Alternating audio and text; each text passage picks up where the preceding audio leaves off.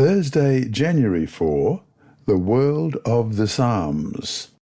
Read Psalm 16 verse 8, 44 verse 8, 46 verse 1, 47 verses 1 and 7, Psalm 57 verse 2, 62 verse 8, 82 verse 8, and 121 verse 7. What place does God occupy in the psalmist's life? Psalm 16:8, I have set the Lord always before me, because he is at my right hand, I shall not be moved. And Psalm 44 and verse 8, in God we boast all day long, and praise your name forever, Selah. And 46 verse 1, God is our refuge and strength, a very present help in trouble. And 47 verse 1, O clap your hands, all ye people, shout to God with the voice of triumph. And verse 7, for God is the King of all the earth, sing praises with understanding. And 57 verse 2, I will cry out to God Most High, to God who performs all things for me. And 62 verse 8, trust in him at all times, you people. Pour out your heart before him. God is a refuge for us, Selah. Psalm 82 verse 8, arise, O God, judge the earth, for you shall inherit all nations. And then 121 verse 7, the Lord shall preserve you from all evil. He shall preserve your soul. The world of the Psalms is wholly God-centered. It seeks to submit, in prayer and praise, all life experiences to God. God is the sovereign creator, the king and judge of all the earth. He provides all things for his children. Therefore, he is to be trusted at all times. Even the enemies of God's people ask, where is your God? When God's people seem to be failing in Psalm 42 verse 10, just as the Lord is the ever-present and never-failing God of his people, so God's people have God always before them. Ultimately, the Psalms envision the time when all peoples and the entire creation will worship God. As we read in Psalm 47 verse 1, O clap your hands, all ye people, shout to God with the voice of triumph. And Psalm 64 and verse 9, all men shall fear and shall declare the work of God, for they shall wisely consider his doing. The centrality of God in life produces the centrality of worship. The worship in which the Psalms lived was fundamentally different from worship as understood by many people today, because worship in the biblical culture was the natural and undisputed center of the entire community's life.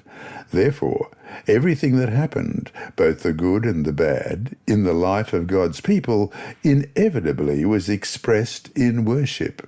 God hears the psalmist wherever he may be and responds to him in his perfect time, as we read in Psalm 3 and verse 4. I cried to the Lord with my voice, and he heard me from his holy hill, Selah.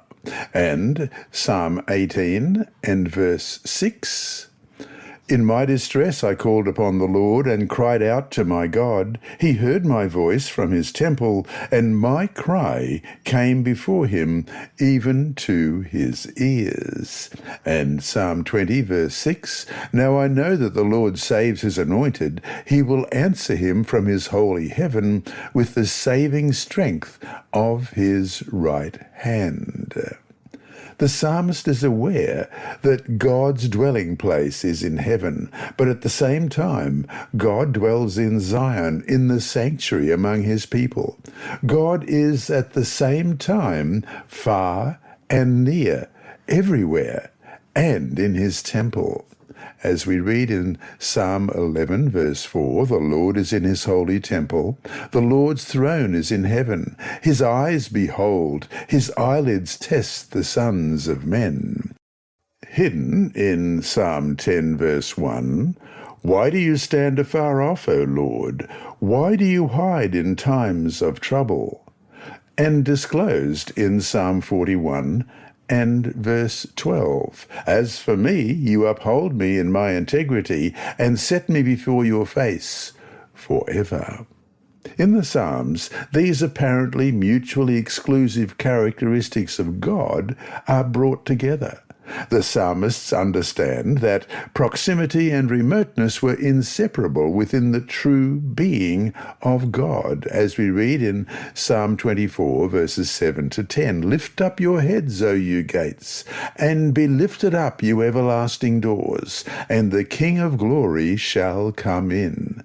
Who is this King of glory? The Lord strong and mighty, the Lord mighty in battle. Lift up your heads, O you gates. Lift up, you everlasting doors, and the King of glory shall come in. Who is this King of glory? The Lord of hosts. He is the King of glory. Selah. The psalmists understood the dynamics of this spiritual tension. Their awareness of God's goodness and presence amid whatever they were experiencing is what strengthens their hope while they wait for God to intervene, however and whenever He chooses to do so. And so to finish today, how can the Psalms help us understand that we cannot limit God to certain aspects of our existence only? What might be parts of your life in which you are seeking to keep the Lord at a distance? This lesson was read by Dr. Percy Harrold for Christian Services for the Blind. Sponsored by the Sabbath School Department and distributed through Hope Channel Australia, this podcast is also redistributed by Hope Channel Germany, Christian Record Services for the Blind. It is also available on SoundCloud and through multiple podcast distributors, including Apple iTunes. And you can listen and watch at the same time on YouTube. Remember, God is always faithful.